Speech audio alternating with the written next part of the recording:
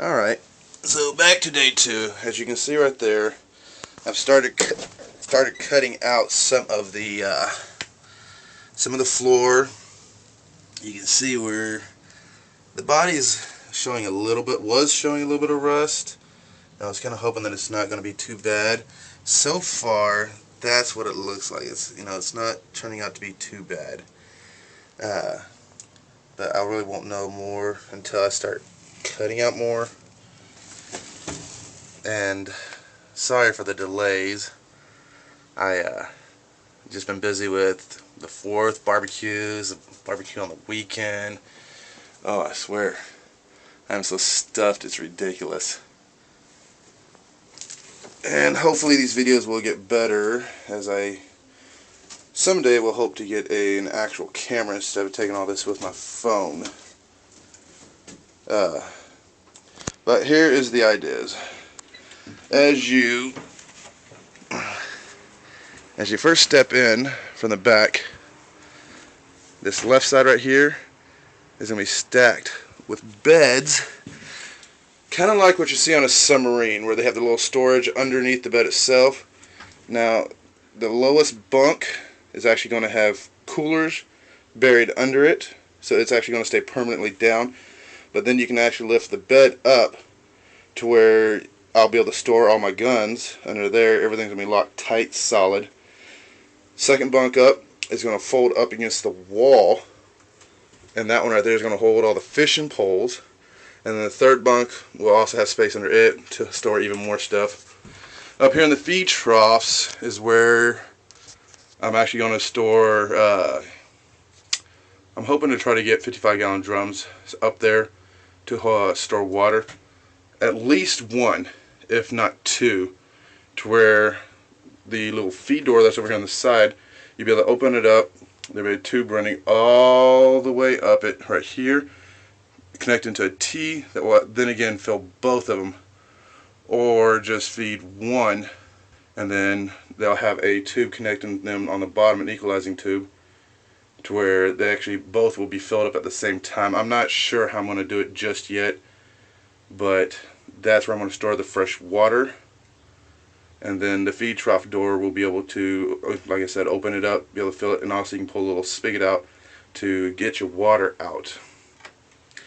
Here on the back side of this wall, only getting access from the outside is the tack room. Now that is where I'm going to build a pull-out shelf that's actually going to hold tackle boxes, sleeping bags, and stuff like that that aren't being stored back here. A pull-out porta potty, and on this side, if I can, I'm probably going to have to cut a hole in the thing, but is a slot where I'm going to put my little propane tank cook stoves, to where you can just store them there.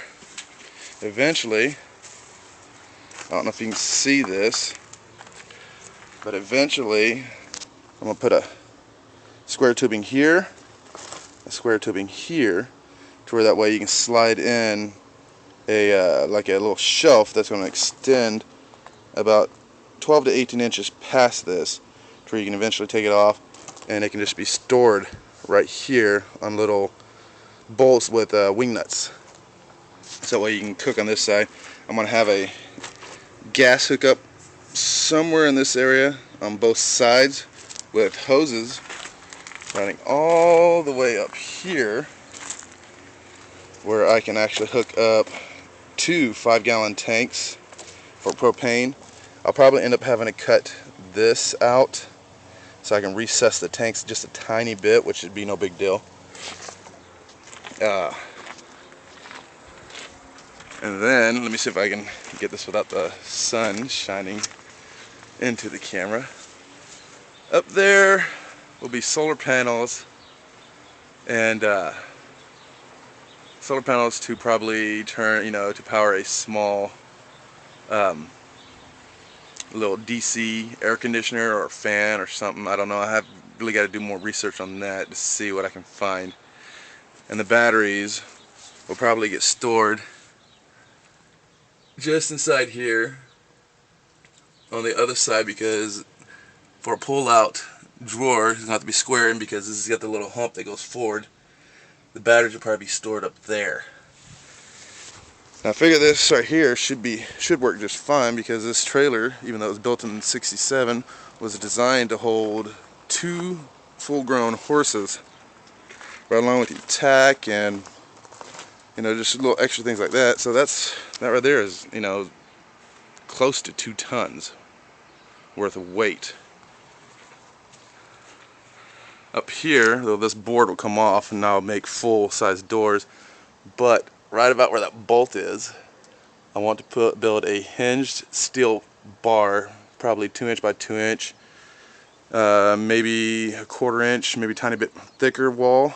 It's going to come all the way down here, but it's going to make it to where it'll actually extend all the way out, and that way I can hang up my hunts and easily skin them, just in case I go hunting in a place that there is no trees or anything to actually hang them up in.